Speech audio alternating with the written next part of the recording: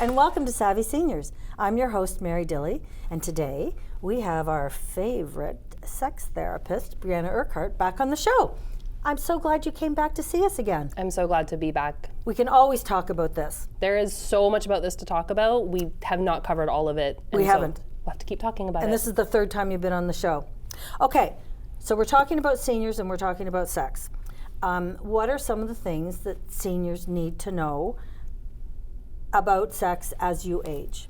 Yeah, I think one of the most important things to start is that it's such a spectrum. So some of what we talk about today, some viewers are going to be like, that's me. That's exactly what I'm going through. Mm-hmm. And others might be thinking, what are you talking about? That's not me. Yeah. And both ends of that are completely human. Mm-hmm. There's a lot more conversations about sex, which I think are great. And we're learning a lot more about sex too. Yeah. So something to be aware of is that everyone's experience is different. Mm-hmm. And as you age, your sex might start to change too. I'm 65. I'm having the best sex I've ever had in my life. Sorry, kids. Sorry, William and Catherine. I have, had I known, I mean, I would have been excited about this part of my life. I was worried about it. Yeah. It's amazing. Yeah, and it's really cool because now that there's more conversations about it, more seniors are actually reporting that they're more satisfied with their sex life now than they were before. Yeah, okay, well, I'm one of them. Absolutely, and I think that's like a really important message of hope for some people. Mm-hmm. I think a lot of conversations around sex are about some of the challenging changes, which we'll talk about. Okay. But some of the changes are great, right? There's less work stress because you might be retired. Oh, okay. There's less distraction. You know, often for a lot of folks, you get to spend more time together. Right.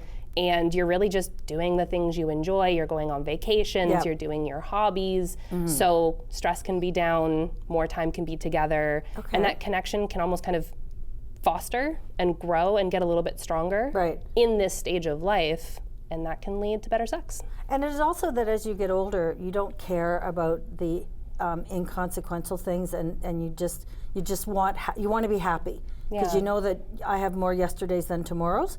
So you want to be happy and you want to put that effort into it. Is that part of it too? I think that's definitely part of it. And also, as you develop experience in your life, you get to know yourself really well. Yeah. And so a lot of seniors, they know what they like, they know what they don't like, they know their partner. Yes. They know the environment, they know what works, they know what doesn't. Mm-hmm. And sometimes that can mean you're more confident later in expressing what you want. Right. Because you know how to talk to your partner. Again, for a lot of folks, some folks have challenges with that. Yeah. But you've developed this really great relationship. You kind of, some of the things that younger folks tend to be more insecure about or worry about, lots of seniors have already worked through. My girlfriends and I talk, and we talk about when we were younger, and you fake it. Yeah. As you get older, you don't do that anymore. It's kind of a waste of time. It's a waste of time, and why do it once? Because then you have to do it every time. For sure. But so I think as you get older, you get the confidence. Absolutely. And I think for some folks, this might be a second relationship or a third relationship or a new relationship. Yeah. Yeah. And that's different how you approach that because you've maybe had the challenges of a past relationship or, so you know it doesn't work, or you loved that relationship. Yeah. Maybe, you lost that spouse. And so you come into this new relationship with really clear sense of what you want in this stage of your life, what you don't want. Yeah. And sometimes the stakes can feel a little bit different. Yeah. Because you've done this before. And I have to tell you why I was giggling, because I've been married 3 times and I'm working on Mr. Dilly number 4. So when you said it might be a new relationship, that's totally the truth. Do you know there are more STDs in retirement homes now than there are in high school?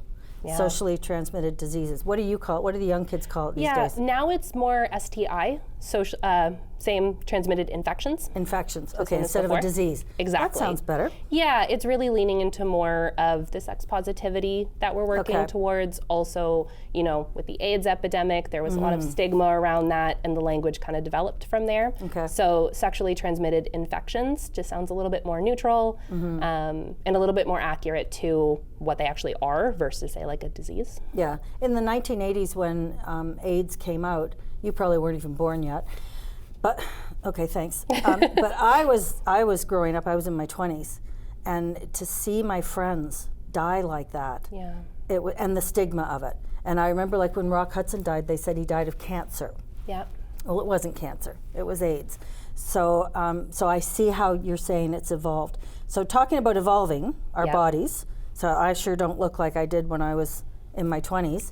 How does that affect the sex life? Because you might have a hip replacement, you might have a knee replacement. That's a big part of it. Yeah. Yeah, so some of the common ways, just like you said, injuries can be a little bit more common. Also, illness or disability or changes to mobility can take place, so you might end up needing a wheelchair more or a walker more. That changes the dynamics of how sex happens. Yeah. There's also some of the biological stuff. So, if you have a vagina, the walls can actually thin and stiffen because your actual vagina itself shortens and narrows as you age a little bit. Not drastically, but a little bit. Okay. And it changes the walls on the inside. Right. And that's where sometimes seniors or older adults can experience more problems with lubrication because your body produces less of it when that happens. Okay. But you can go to the store. Exactly. And this is where part of what we'll talk about today is there's so much out there to help with these changes. If, say, as your body changes, it doesn't maybe produce naturally or it's harder naturally, we have more technology than ever now to help with that. So they have Viagra for men, and I bet there's a bunch of women out there saying, thanks a lot, Viagra, like we didn't want that. Do they have that for women? I thought I read somewhere that they have something for women. They're developing different medications for women. I would say it's much further behind than for men. Right, as is everything. Exactly. Male pleasure is something that is still prioritized and still talked about more, whereas women's pleasure is much less so. Yeah. In fact, even online, information about women's pleasure gets censored on things like social media more often than, say, you can have Viagra ads on Meta. Yeah. That's like Instagram. They have them on the radio. Exactly. You can have them in these spaces. You can't if it's, say, similar talking about female issues. Well, that's just crazy. Yeah. There's a lot of advocacy happening about that, but folks like myself, I have to be really careful with how I word things, or if I'm talking about something like pleasure, it's much more likely that it gets banned or I have to adjust it.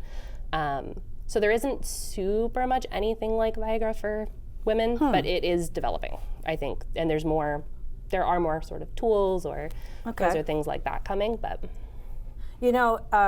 if they did the dishes and maybe vacuumed the floor, that would work for Viagra for women. That would make them much more attractive to us. But that's just my beef.